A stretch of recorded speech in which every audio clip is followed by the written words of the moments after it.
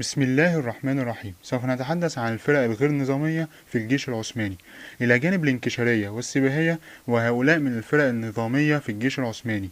الانكشارية تحدثنا عنها في لقاء سابق، أما السباهية فكانت بمثابة الفرسان النظاميين في الجيش العثماني. وكلمة السباهية كانت تشتمل السباهية الإقطاعية والسلاحدار أي حملة السلاح. أما السباهية الإقطاعية كانت مهمتها تقديم عدد من الفرسان للسلطان حسب إقطاعيتهم، كما كان من مهمتها جمع ضرائب الدولة وحكم المدن والمقاطعات. أما السلاحدار أي حملة السلاح كانت مهمتهم تقديم من 4 إلى 5 فرسان، وهم أقل مرتبة من السباهية الإقطاعية. ثم يلي ذلك علوف آجي أي الفرق المأجورة، وهذه تنقسم إلى فرقتين: فرقة اليسار وفرقة اليمين. ثم الغرباء، وهي تختار من المسلمين في الولايات العثمانية الإسلامية.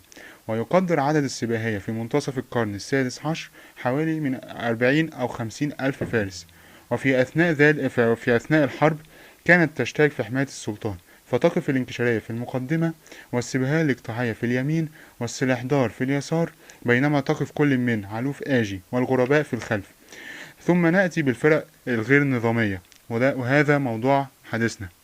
أهمها الأكانجي أي الفرسان، والعذب أي المشاة.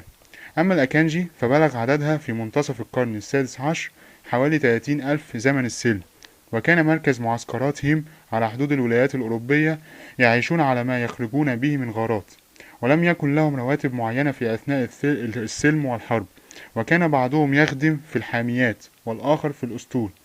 وكان العزب والأكانجي تقوم مقدمات الجيش لاستنفاذ قوى العدو، وكانت هذه أخطر وحدات الجيش العثماني بالنسبة للعدو أو البلاد المفتوحة لما تحدث من التخريب والتدمير، كما أنها كانت عظيمة الفائدة في فتح المدن عنوة وفي فك الحصار.